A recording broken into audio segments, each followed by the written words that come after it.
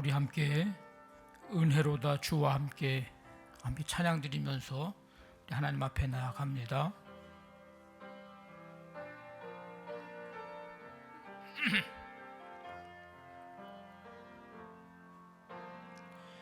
은혜로다 주와 함께 거함이 은혜로다 은혜로다 주와 함께 거함이 은혜로다 주가 계신 지성소에서 주를 찬송함이 내 영혼에 부어주신 주의 큰 은혜로다 은혜로다 주와 함께 거함이 은혜로다 은혜로다 주와 함께 거함이 은혜로다 주가 계신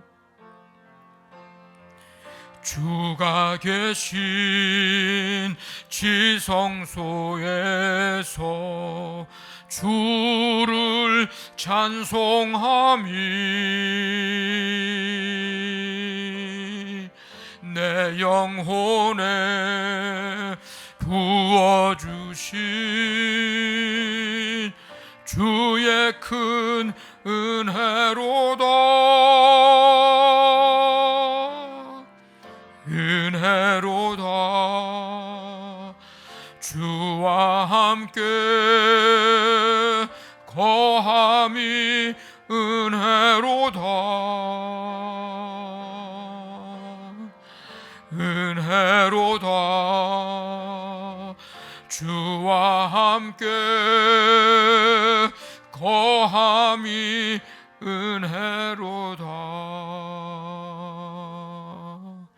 마음이 상한 자를 고치시는 주님 하늘의 아버지 날 주관하소서 주의 길로 인도하사 자유케 하소서 새 일을 행하사 부흥케 하소서 의에 줄이고 목이 마르니 성령의 기름 부소서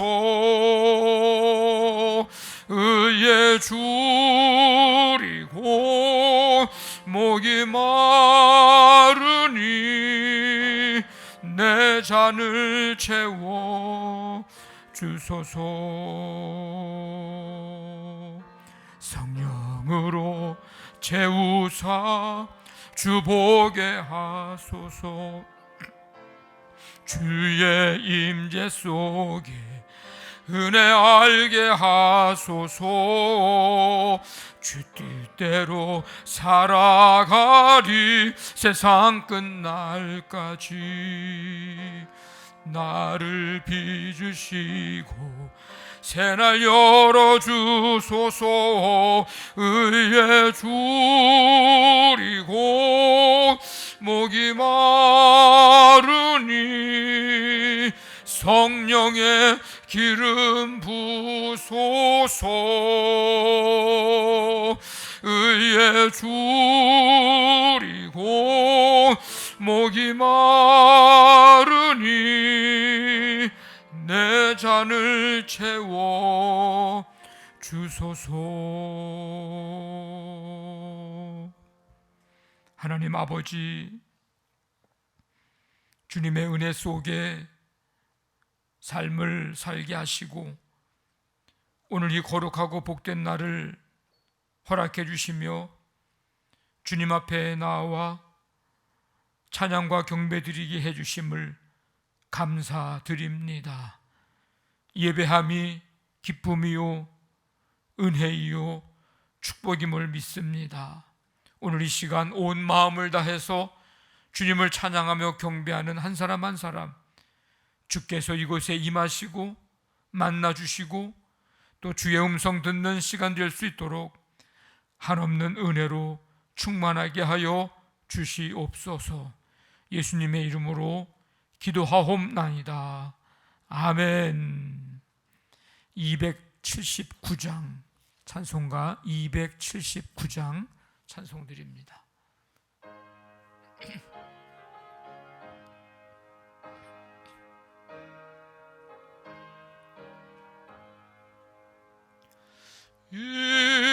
인내하신 구세주여 내가 비오니 죄인 오라 하실 때에 날 부르소서. 주여 주여 내가 비오니 죄인 오라 하실 때에 날 부르소서. 자비하신 보좌 앞에 꿇어 엎드려 자복하고 회개하니 믿음 주소서. 주여 주여 내가 비오니 죄인 오라 하실 때에 날 부르소서. 주의 공로 의지하여 주께 가오니 상한 마음을 고치시고 구원하소서. 주여 주여 내가 비오니 죄인 오라 하실 때에 날 부르소서. 만복 근원 우리 주여 위로하소서. 우리 주와 같으시니 어디 있을까. 주여 주여 내가 비오니 죄인 오라 하실 때에 날 부르소서.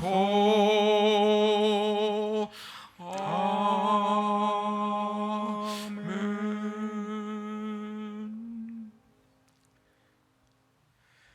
자비하신 주님, 오늘도 거룩한 주일을 우리에게 허락하시고 주님 전을 찾아 나오는 기쁨을 우리에게 주신 것을 감사와 찬양을 올려드립니다.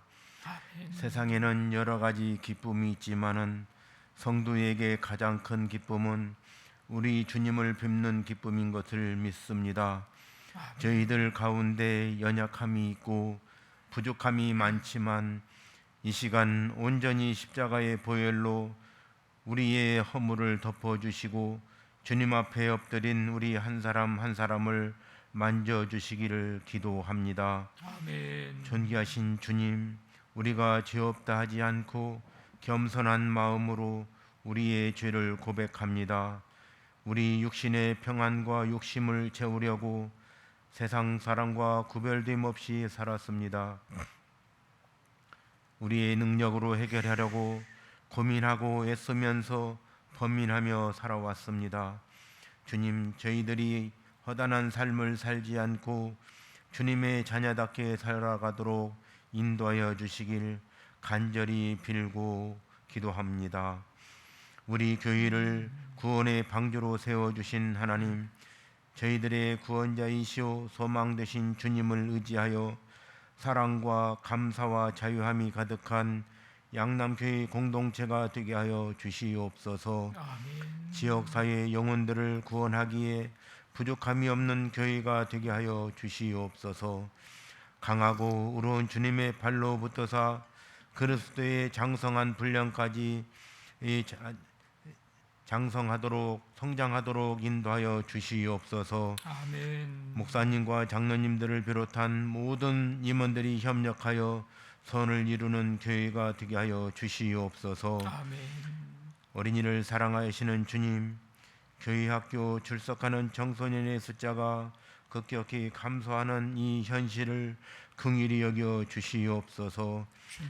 주일학교를 섬기는 전도사님과 교사 선생님들에게 지혜를 더하여 주시고 예수님을 깊이 심어주며 감사와 기쁨이 샘솟는 큰 은혜를 더하여 주시옵소서. 아멘. 사랑의 주님, 우리의 삶에 필요한 것을 공급하시며 저희들의 위태할 때에 도와주셔서 우리의 부족함을 채워주시는 주님이신 것을 믿습니다. 특별히 우리 마음을 평강에서 평강으로 지켜주시고 세상의 환경에 의해서 흔들리지 않게 하시며 사람의 말에 따라 요동치는 마음이 아니라 자도나 우로나 치우치지 않고 온전히 주님 주시는 은혜 가운데 항상 기뻐하며 기도하는 삶을 살 수 있도록 저희들의 심령을 붙들어 주시기를 기도합니다. 아멘. 이 시간 담임 목사님을 통해 선포하시는 은혜의 말씀으로 깊은 천국의 지식을 깨닫게 하여 주시고 선한 목자의 심정으로 양머리를 돌보며 맡은 사명을 잘 감당하도록 주님 붙들어 주시옵소서. 우리 심령의 큰 위로와 소망과 평안을 얻게 하시는 말씀으로 역사하여 주시옵소서. 은혜의 주님, 오늘도 주님의 제단에 찾아온 사랑하는 성도들을 기억하사 축복하여 주옵시며 은혜를 내려 주시기를 원합니다. 주님께서 친히 저희들의 기도를 들어주시고 응답하여 주시옵소서. 성도들의 각 가정마다 성령님 항상 임재하여 매사에 바르게 인도하여 주시고 경제적 어려움 때문에 신앙적으로 넘어지는 성도들이 없게 하여 주시옵소서. 고통 가운데에서도 하나님의 분명한 뜻이 있음을 믿으며 믿음으로 전진하는 삶이 되게 하여 주옵소서. 무더운 날씨에도 건강으로 지켜주시며 영적으로 새로운 힘과 도전을 주시옵소서. 우리를 십자가의 구속의 은혜로 구원하신 예수님의 이름으로 기도합니다. 아멘. 아멘. 전능하사 천지를 만드신 하나님 아버지를 내가 믿사오며 그 외아들 우리 주 예수 그리스도를 믿사오니 이는 성령으로 잉태하사 동정녀 마리아에게 나시고 본디오 빌라도에게 고난을 받으사 십자가에 못 박혀 죽으시고 장사한 지 사흘 만에 죽은 자 가운데서 다시 살아나시며 하늘에 오르사 전능하신 하나님 우편에 앉아 계시다가 저리로서 산자와 죽은 자를 심판하러 오시리라.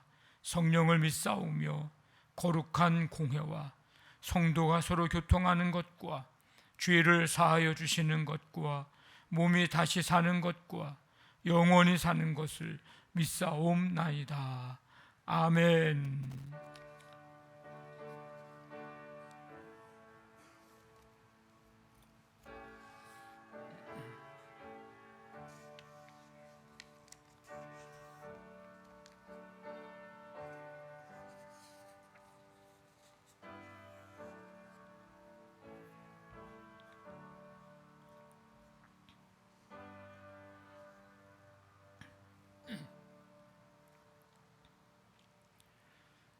교회 소식 알려드립니다.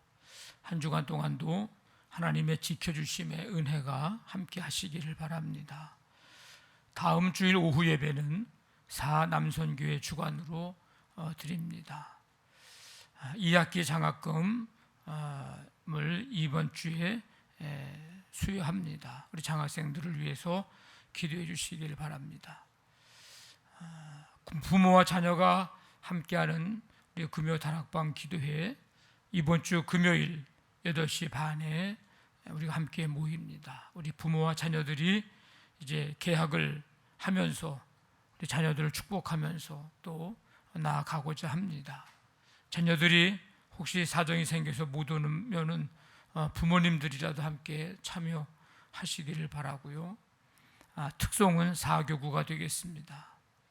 온 가족 산상 기도회 8월 27일 마지막 주 주일 오후 예배 시간에 갔습니다. 장소는 강화 화이트하우스인데 교회에서 1시에 출발해서 기도회를 하고 저녁 식사를 이제 드리고 식사하고 오는 일정입니다.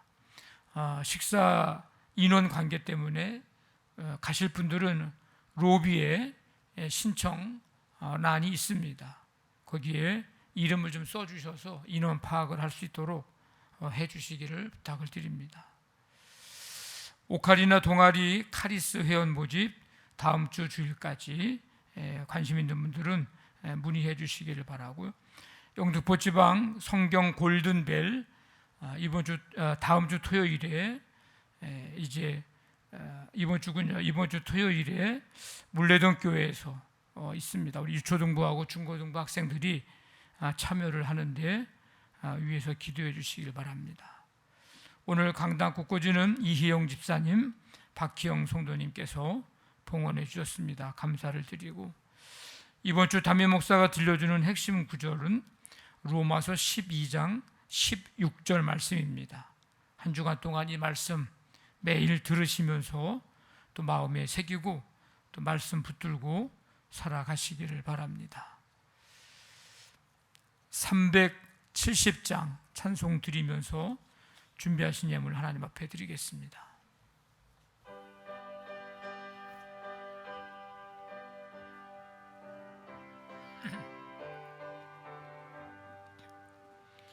주 안에 있는 나에게 딴 근심이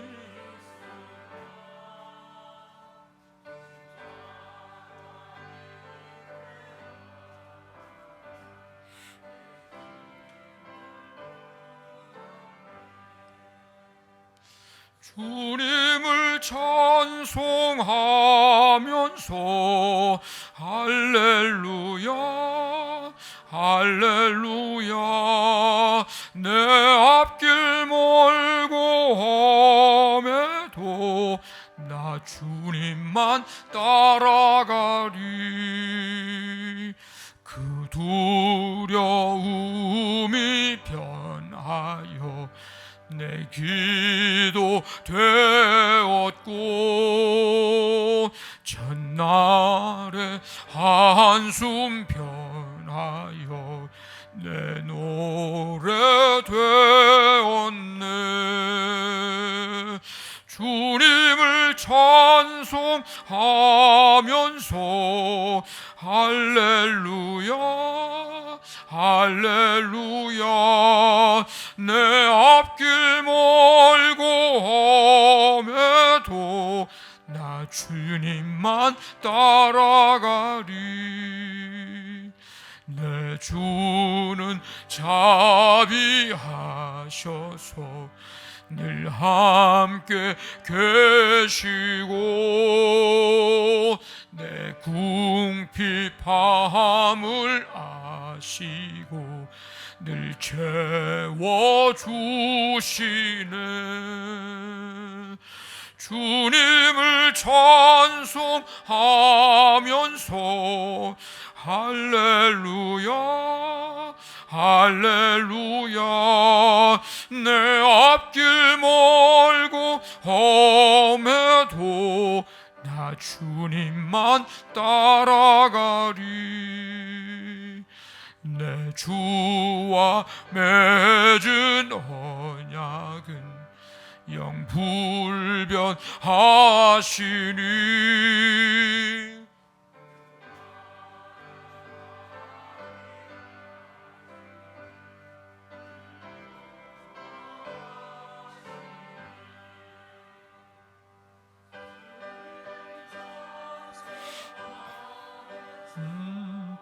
할렐루야 할렐루야 내 앞길 멀고 험해도 나 주님만 따라가리.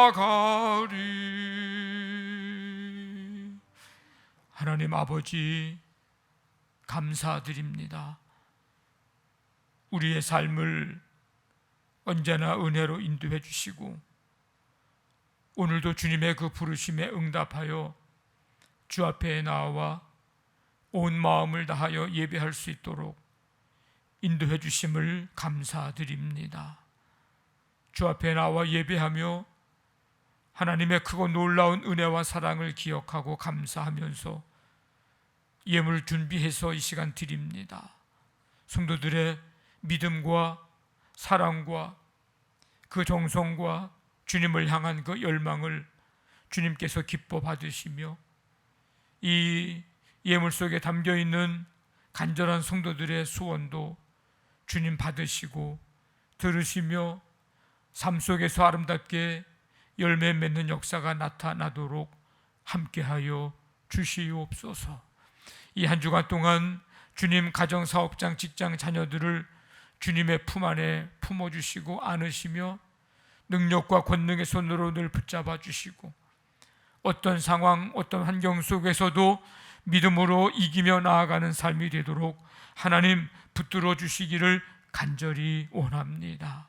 가정마다 주님이 임재하시고 하나님의 나라 이루어지고 경험되어지게 도와주시고 사업장, 직장에 하나님 늘 언제나 하나님의 공급하시고 예비하시는 그 은혜를 베풀어 주시며 이 한 주간 동안에 계획하고 생각하는 모든 일들이 주님의 뜻 안에서 아름답게 열매 맺도록 도와주시기를 간절히 원합니다. 우리 자녀들을 기억해 주시고 이제 이 학기를 맞이하면서 또 새로운 학기를 나아갑니다.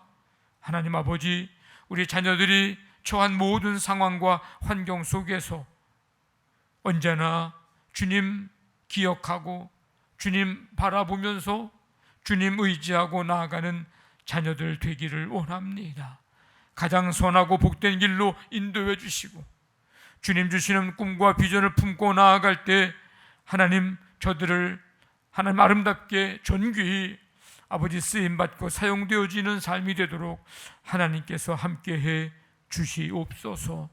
아버지, 이 시간 주 앞에 나온 성도들 한 사람 한 사람을 붙잡아 주시어서 삶 속에 아버지 지치고 또 힘든 모든 삶의 일들, 또 걱정, 염려, 불안, 두려움 모든 일들 이 시간 찬송하고 말씀 듣고 기도할 때 예수의 이름으로 다 떠나가고 오직 주시는 은혜와 능력 가운데 참 평안과 기쁨과 소망 갖고서 나아가는 성도들 모두가 되게 하여 주시옵소서.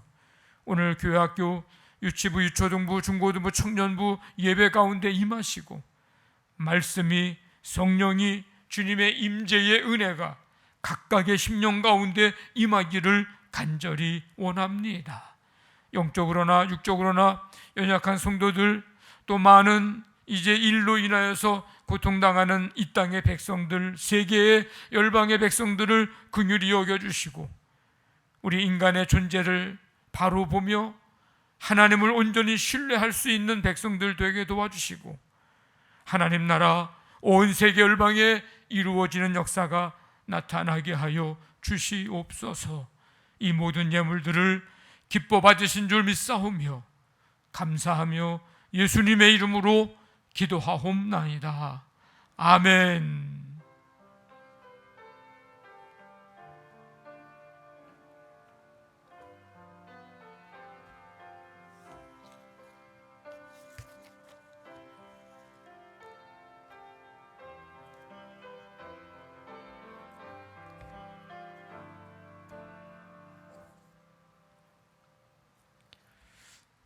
우리에게 주시는 하나님의 말씀 시편 105편 16절부터 22절까지입니다. 구약성경 879쪽 시편 105편 16절부터 22절까지 한 절씩 교독하겠습니다. 그가 또 그 땅에 기근이 들게 하사 그들이 의지하고 있는 양식을 다 끊으셨도다.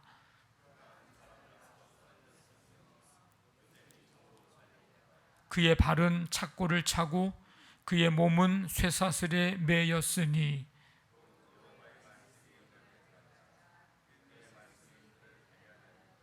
왕이 사람을 보내어 그를 석방하며 뭇 백성의 통치자가 그를 자유롭게 하였도다.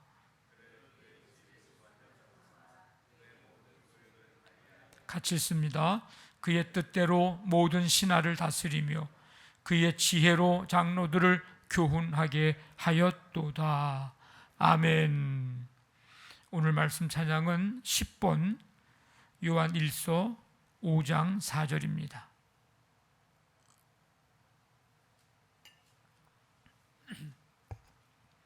우리 말씀 한번 한 목소리로 읽고 찬양하겠습니다. 무릇 하나님께로부터 난 자마다 세상을 이기느니라.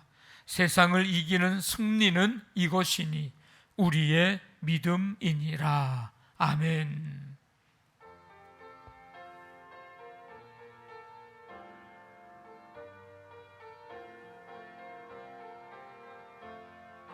무릇 하나님께로부터 난 자마다 세상을 이기느니라.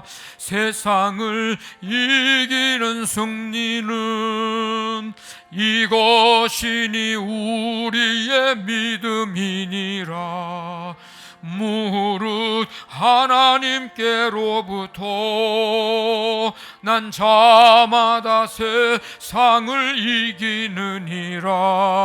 세상을 이기는 승리는 이것이니 우리의 믿음이니라. 무릇 하나님께로부터 난 자마다 세상을 이기느니라. 세상을 이기는 승리는 이것이니 우리의 믿음이니라. 아멘.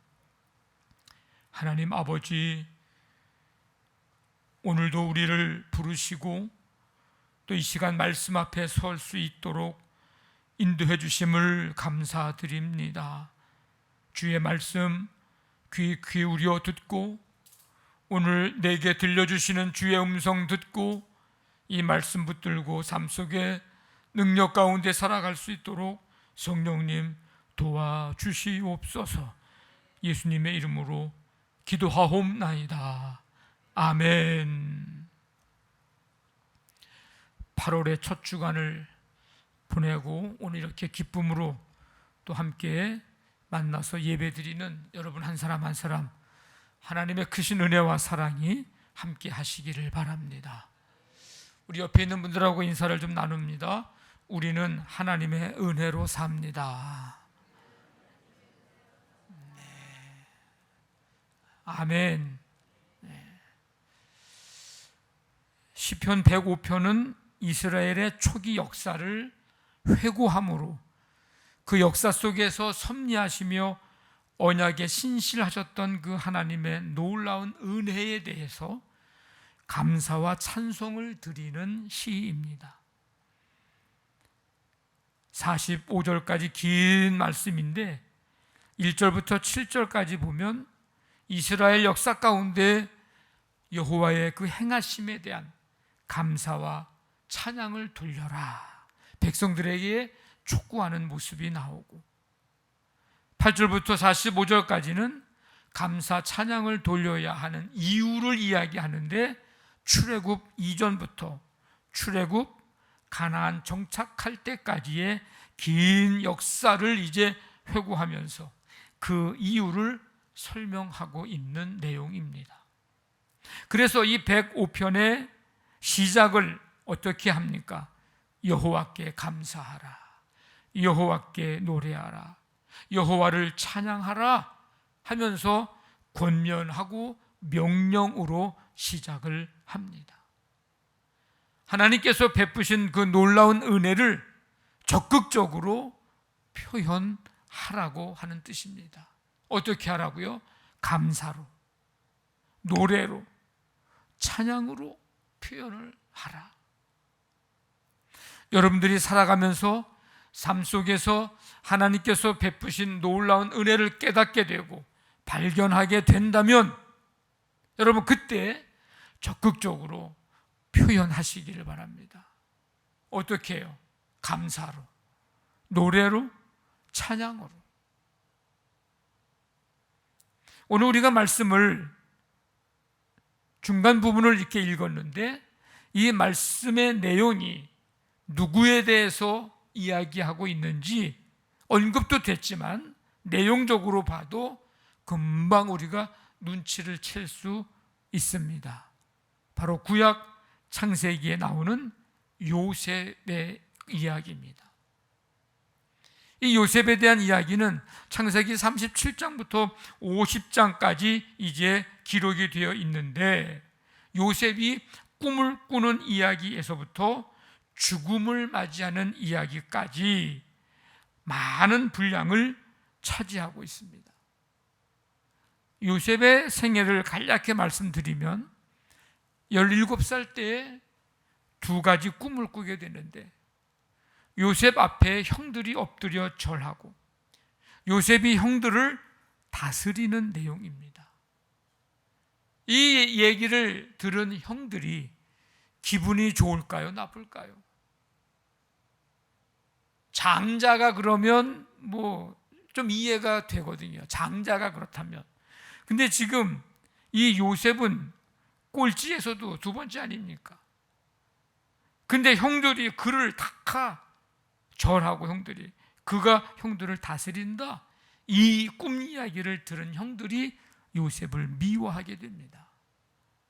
형들의 시기와 미움으로 요셉은 이제 구덩이에 던져지고 이제 팔려가게 됩니다. 애굽 왕 친위 대장 보디발의 집에 팔려가는데 하나님이 그와 함께 하셨고 요셉으로 인하여서 그 집이 복을 받게 됩니다. 그런데 그 보디발의 아내가 요셉을 유혹하자 요셉이 그 유혹을 이제 뿌리치죠. 거절하죠. 자기 말 안 듣는다고 누명을 씌워서 감옥에 갇히게 됩니다. 근데 그 감옥이 왕의 죄수들만 가두는 감옥입니다. 근데 하나님이 거기에서도 함께 하심으로 그곳에서 술 맡은 관원장, 왕의 술 맡은 관원장의 꿈을 해석해 주게 됩니다. 그리고 2년이 지났어요. 애굽의 왕이 꿈을 꾸게 됩니다. 근데 이 꿈을 아무도 해석을 못 해주는 거예요. 당시에 이제 복직을 하게 된 술 맡은 관원장이 자기가 전에 감옥에 있을 때 자기의 꿈을 해석해 준 그 요셉을 왕에게 소개를 해줘가지고 이제 왕의 꿈을 해석해 줍니다. 그로 인해 요셉은 애굽의 총리가 되었습니다. 그때 나이 30세였습니다. 총리가 된 요셉, 기근 들어 양식 구하러 온 형들을 만나게 되는데 형들을 미워하거나 보복하지 않고 하나님이 당신들보다 먼저 나를 보내셨다고 말하면서 형들을 위로합니다. 110세에 하나님의 부름을 받게 됩니다. 자, 이런 요셉의 삶을 돌아보면서 상황마다 하나님의 오묘하신 섭리가 있었음을 고백하고 하나님의 약속을 성취하기 위한 세밀한 섭리 가운데 일어난 일임을 고백을 하고 있습니다. 자, 17절부터 19절까지 다시 한번 우리 읽어볼까요? 17절부터 19절 시작. 그가 한 사람을 앞서 보내셨음이요 요셉이 종으로 팔렸도다. 그의 발은 착고를 차고 그의 몸은 쇠사슬에 매였으니 곧 여호와의 말씀이 응할 때까지라. 그의 말씀이 그를 단련하였도다. 여러분, 기구하다라는 말 아시죠? 기구하다. 말 그대로 해석을 하면 산길이 험하다, 험하고 가파르다, 이런 뜻을 가진 말이 기구하다라는 뜻입니다. 그래서 이 말을 언제 쓰냐면 인생살이가 순탄하지 못할 때 사용합니다. 삶이 힘들고 순탄치 못한 사람을 가리켜서 이런 얘기를 하죠. 참 기구한 인생이라. 그런데 그리스도인들은 그 어떤 힘든 삶을 산다고 해서, 삶에 굴곡이 있고 업다운이 있다고 해서, 많은 어려움과 고난 속에 살아간다고 해서 그 그리스도인에게 그 사람 참 기구한 인생을 산다, 그렇게 말하지는 않습니다. 왜 그럴까요? 왜 그렇게 말하지 않을까요? 누가 봐도 참 기구한 인생 있는 것 같은데 우리 그리스도인들은 인생이 기구하다라는 말을 잘 쓰지 않습니다. 왜 그럴까? 삶의 해석이 다르기 때문입니다. 우리는 그것을 믿음으로 해석한다, 이렇게 말을 합니다. 비록 지금 힘들고 많은 어려움 가운데 살지라도 하나님의 사람으로 또는 그리스도인으로 빚어 가시는 과정, 성장시키시는 과정, 궁극적으로는 예수님을 닮아가는 과정으로 여깁니다. 삶의 해석이 다릅니다. 예수님을 닮아가는 그 과정, 예수님 그리스도인으로 빚어가는 과정, 하나님의 사람으로 만들어 가시는 그 과정을 보면서 참 기구한 인생이다, 그렇게 말하지는 않습니다. 우리가 살아가는 삶이 마치 광야와 같은 세상이라 할지라도 여기에, 이 땅에 영원히 머무르는 것이 아니라 궁극적으로 완성될 영적 가나안 땅, 하나님의 나라를 향해 가는 과정이므로 그 모든 과정은 견뎌내야 할 과정이요, 훈련과 단련의 과정이요, 결국 우리의 인생은 해피엔딩이기 때문입니다. 삶의 해석이 달라요. 그래서 그리스도인들은 기구한 인생이라는 말보다는 하나님의 은혜라는 말을 쓰고, 하나님의 섭리라는 말을 쓰고, 하나님의 역사하심, 하나님의 뜻, 하나님의 훈련이라는 말을 우리는 사용합니다. 오늘 말씀에 등장하는 이 요셉, 그의 삶을 하나님이 모르는 사람이 볼 때는 요셉만큼 기구한 인생이 없을 거예요. 그런데 오늘 말씀에는 뭐라고 기록하고 그의 삶을 어떻게 해석을 하고 있습니까? 곧 여호와의 말씀이 응할 때까지라 그의 말씀이 그를 단련하였도다. 요셉의 삶을 이렇게 해석을 합니다. 그리고 앞부분의 17절에서는 하나님이 그를 애굽에 앞서 보내셨다. 참 기구한 인생이 돼서 구덩이에 던져지고 팔려가고 종살이하고 옥살이하고, 그게 아니고 하나님께서 그를 이 백성들보다도 먼저 앞서 보내셨다. 삶을 해석하는 게 달라요.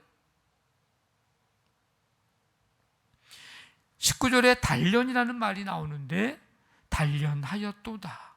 요셉이 형들의 시기와 미움으로 구덩이에 던져지고 이방 나라에 팔려가고 종살이하고 그 집에서 누명 쓰고 옥에 갇힌 일, 이 모든 일들이 일어난 것은 우리가 속된 표현으로, 우리가 잘 쓰는 표현은 아니지만, 전생에 그가 무슨 죄를 많이 지어서가 아니고, 그가 그런 팔자로 태어났기 때문이 아니고, 그의 인생이 기구한 인생이어서가 아니라, 오늘 19절에는 뭐라고 얘기를 하는 거예요? 단련하였도다. 단련이라는 말을 씁니다. 단련. 이 단련은 금속 물질을 함유하고 있는 광석을 뜨거운 용광로에 넣어가지고 재련의 과정을 거쳐서 정말 순도 높은 금속을 뽑아내는 것, 이게 단련입니다. 그러니까 요셉의 삶은 기구한 인생이 아니고요, 전생에 무슨 그가 죄가 많아서가 아니고, 그런 팔자로 태어난 게 아니고, 요셉의 삶, 요셉의 모든 고난의 과정, 이것은 바로 이런 거라는 거예요. 이렇게 해석을 하는 거예요. 어떻게? 요셉의 고난의 삶은 요셉으로 하여금 하나님의 역사를 위해, 하나님의 뜻을 이루기 위해 더욱 성숙한 신앙의 사람으로 단련하는 하나님의 뜻, 하나님의 섭리였다. 이런 해석을 하는 겁니다. 자, 그러면 언제까지나 단련만 시키나? 끝이 보여야 될 거 아닙니까? 오늘 말씀해 보니까 끝이 언제라고 얘기합니까? 끝이 말씀이 응할 때까지. 하나님께서 약속하신 말씀이 이루어질 때까지, 하나님의 뜻이 이루어질 때까지. 구체적으로 말하면 구덩이에 던져져 그곳에 앉아있던 자가 애굽의 총리의 자리에 앉게 될 때까지, 종으로 팔려간 자가 애굽을 다스리는 자가 될 때까지, 누명 쓰고 옥에 갇힌 자가 옥에서 나와 자유케 될 때까지 요셉의 삶을 이끌어 가신 하나님의 역사가 이루어질 때까지, 말씀이 응할 때까지. 성도 여러분, 우리가 살면서 알게 되는 것들 중에 하나는 고난이 없었으면 좋겠지만, 어려움, 속상한 일, 마음을 힘들게 하고 괴롭게 하는 일, 아픔, 이런 고난이 없었으면 좋겠지만, 그 고난이 우리의 의지와 때로는 상관없이 다가오기도 한다는 것, 우리가 살면서 알게 되고 경험하게 되는 것 가운데 하나입니다. 마치 고난으로 점철되고 고난투성이였던 이 요셉의 삶처럼, 하나가 넘어간 것 같은데 또 그 다음에 또 다른 것이 다가오고, 그게 넘어간 것 같은데 또 다른 게 또 다가오는 이런 삶. 그렇지만 그 너머에는 하나님의 이끄심이 있음을 잊지 말아야 합니다. 하나님의 섭리하심이 있음을 믿어야 합니다. 당시 요셉은 몰랐겠지만 그 요셉의 고난, 그 과정에는 기근 중에 있는 이스라엘을 건지시려는 하나님의 뜻, 하나님의 섭리하심이 있었던 것입니다. 애굽에 앞서 보내시기 위한 하나님의 섭리하심. 하나님께서 우리 삶에, 내 삶에 일어나는 일들을 통해서 하나님께서 하시려는 일이 있음을 여러분 믿는 이 믿음이 있기를 간절히 바랍니다. 내 삶에 대한 해석이 달라지는 거예요. 그러면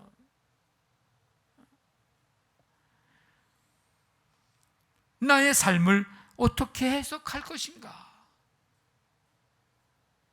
물론 이건 있습니다. 그 고난을 겪어야 하는 사람에게는 그 고난이 견디기 힘든 일이라는 거, 힘들죠. 그때마다 그 상황마다 그 사건마다 견디기 힘들 거죠. 힘들죠. 그러나 그럴 때는 이 유한한 고난, 영원토록 있는 고난이 아니고 언젠가는 끝날 그 고난 자체에 초점을 맞추기보다는, 거기에 마음과 생각을 빼앗겨서 빠져들어가기보다는, 그렇게 되면 내 안에 자꾸 부정적인 마음과 생각을 갖게 되고 미움이나 원망이 앞서게 되거든요. 하나님이든 사람이든 간에. 그러니까 그렇게 되기보다는 그 너머에 계신 무한한 하나님의 계획과 하나님의 일하심, 거기에 그것으로 우리의 눈길을 돌려야 합니다. 솔직한 우리의 마음은 하나님께서 우리를 좀 업으시고 안으시고 땅에 내려놓지 않으시고 목적지 하나님 나라까지 고이, 아무 어려움 없이 고난 없이 고이 데려다 주셨으면 좋겠다는 거, 이게 여러분 솔직한 우리의 마음 아닙니까? 솔직한 우리의 마음은 하나님께서 우리의 손 꼭 붙잡고, 그래서 넘어지지도 않고 자빠지지도 않고 비틀거리지도 않고 그렇게 해주셔서 늘 그냥 편안하게 살았으면 좋겠다는 거 아닙니까? 솔직한 우리의 마음이. 하지만 우리의 삶이 그렇게 순적하게만 흘러가지만 않습니다. 때로는 하나님께서 약속의 말씀을 주셨는데도 불구하고 우리의 상황은 정반대로 돌아갈 때도 있습니다. 하나님은 요셉에게 꿈을 통해서 가족과 사람들을 구원하려고 하는 계획을 분명히 말씀하셨는데 지금 상황은 어떤 거예요? 엉뚱한 방향으로 흘러가고 있는 거예요. 팔려가고 종살이하고 감옥살이 가고, 전혀 요셉이 꾼 꿈하고는 안 맞는 상황, 반대 방향으로 가는 상황으로 흘러가죠. 그런데 이때가 중요합니다. 이런 상황 가운데서 낭망하지 않고 넘어지지 않고 묵묵히 하나님의 말씀 붙들고 그 말씀이 응할 때까지, 이루어질 때까지 기다려가는 거예요. 그게 바로 19절에 그의 말씀이 그를 단련하였도다입니다. 착고와 쇠사슬로 요셉을 강하게 연단시켰고 그의 성품을 단련시키셨습니다. 비록 쇠사슬에 묶여 꼼짝하지 못했던 그때의 그 시기에 사실은 하나님이 가장 신실하게 그를 인도하셨던 때였습니다. 여러분, 우리가 살아갈 때 때때로 고난이 우리의 의지와 상관없이 다가온다 할지라도, 속상하고 어렵고 마음 힘들고 괴롭고 아픔이 다가온다 할지라도 낙심하지 말고 묵묵히 하나님 말씀 붙들고 그 말씀이 이루어지는 때까지 여러분 기다리시기를 바랍니다. 그래야 그 기간 동안에 상황 때문에, 문제 때문에 우리의 믿음이 흔들리지 않을 수가 있습니다. 요셉이 말씀으로 단련받아 믿음이 흔들리지 않았던 것처럼, 그래서 오늘 시인은 그 요셉의 삶을, 그의 말씀이 그를 단련하였도다, 이렇게 그의 삶을 해석을 하고 있는 겁니다.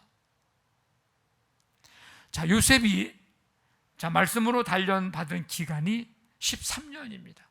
17살 때 꿈꾼 때부터 30살 때 애굽의 총리가 되기까지 13년. 요셉은 13년이지만 아브라함은 25년이나 말씀으로 단련받은 사람입니다. 75세 때에 아브라함에게 찾아오셔서 말씀하신 하나님, 그 말씀이 성취되는 출발점이 되는 때가 언제예요? 이삭이 태어나는 때 아닙니까? 창대케 하는 자손 민족을 주려면 자식이 있어야 되는 거 아니에요? 근데 자식이 없어. 지금 언제 자식이 생겼어? 100살 때, 25년이 흐른 뒤 100살 때 아닙니까? 그러니까 25년을 기다리는 시간, 그 아브라함에게 그 시간은 뭐예요?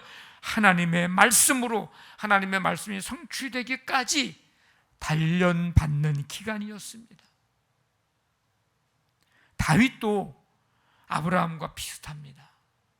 다윗이 사무엘을 통해서 이제 기름 부음을 받아요. 그때가 약 15세 전후가 됩니다. 처음 기름 부음을 받을 때. 그 후에 이제 유다의 왕이 됩니다. 유다 지파의 왕이 돼. 그때가 나이가 한 30세쯤 됩니다. 그 다음에 세 번째 기름 부음을 받아서 왕이 된 때가 이스라엘의 통일, 전체 이스라엘의 통일 왕국의 왕이 된 때가 약 40세입니다. 그러니까 처음 기름 부음을 받은 때로부터 통일 왕국의 이스라엘의 왕이 되기까지는 25년의 세월이 있었어요. 그 기간 동안에 우리가 잘 알다시피 다윗에게는 이루 말할 수 없는 별의별 고난이 많았습니다. 근데 그 기간 동안 하나님의 말씀으로 단련받은 사람이 바로 다윗입니다. 그의 말씀이 그를 단련하였도다. 신약의 사도 바울은 어떻습니까? 예수님이 바울을 찾아오셔서 만나주신 때가 약 AD 35년경. 그때 바울은 이방인을 구원하기 위해서 택함받은 그릇으로서의 사명을 받게 됩니다. 그 후에 아라비아와 다메섹에 가서 3년 머물고요, 예루살렘에 갔다가 고향 다소에 가서 6년 동안 머물고요, 바나바가 이제 바울을 다소에 가서 안디옥에 데려와서 1년 동안 머뭅니다. 그리고 마침내 45년에서 47년, 8년 요 사이에 제1차 전도 여행을 시작을 합니다. 그러니까 AD 35년경부터, 그러니까 사명을 받은 때로부터 주님 만나서 그 이방인들을 위해서 구원하기 위해서 택함받은 그릇이다라는 그 사명을 이제 이루기 위해서 출발한 첫 전도 여행이 시작할 때에까지는 약 한 10여 년 정도의 시간이 있는데, 그 기간이 사도 바울에게는 말씀으로 단련받는 기간이었습니다.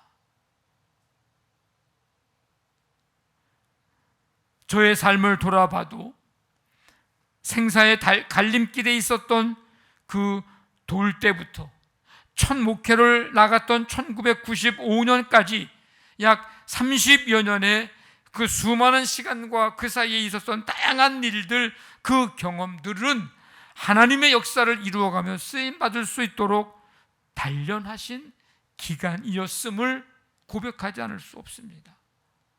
하나님의 일하심과 하나님의 섭리하심 속에 살았던 기간, 그의 말씀이 그를 단련하였도다. 성도 여러분, 여러분들이 살아온 여러분들의 삶을 어떻게 해석하십니까? 여러분들의 살면서 다양한 문제들, 어려움들, 힘든 일들을 만나고 겪게 될 때에 여러분들은 여러분의 삶을 어떻게 해석하면서 지금까지 살아왔습니까? 혹시 하나님을 믿지 않는 사람들처럼 팔자 타령하고 있지는 않았는지, 전생에 무슨 내가 죄가 많아서 이렇게 해석을 하고 살았지는 않았는지, 어떻게 이렇게 내 인생이 기구한 인생이냐라고 하면서 살아오면서 그렇게 해석하고 있지는 않았는지, 내 인생은 이렇게 재수 없는 인생이라고 혹시 여기면서 나의 인생을 그렇게 해석을 하고 살아왔지는 않았는지. 여러분, 우리는 우리의 삶에 대해 해석이 필요합니다. 믿음으로 해석하는 믿음의 해석이 필요합니다. 여러분, 믿으십시오. 우리를 단련하기 위한 과정임을 믿으십시오. 우리를 단련하기 위한 과정이었구나.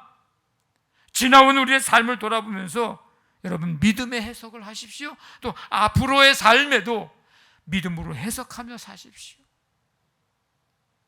우리를 향한, 나를 향한 하나님의 섭리하심이었구나. 우리를 가장 귀하게 사용하시려는 하나님의 계획이 있으셨구나.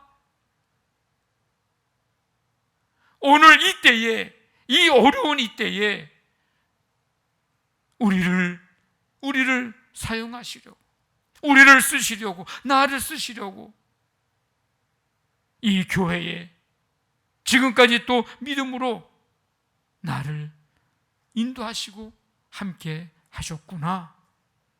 믿음으로 해석하는 우리의 삶이 되기를 원합니다. 그 단련의 과정, 그 하나님의 섭리하심, 하나님의 계획은 우리가 살아가는 날 동안, 또 하나의 어떤 일들이, 약속의 말씀이 이루어질 때까지이기도 하지만 더 길게 봐서는 우리가 주님 앞에 서는 그날까지 이 단련의 과정은, 하나님의 섭리하심은 계속될 것입니다.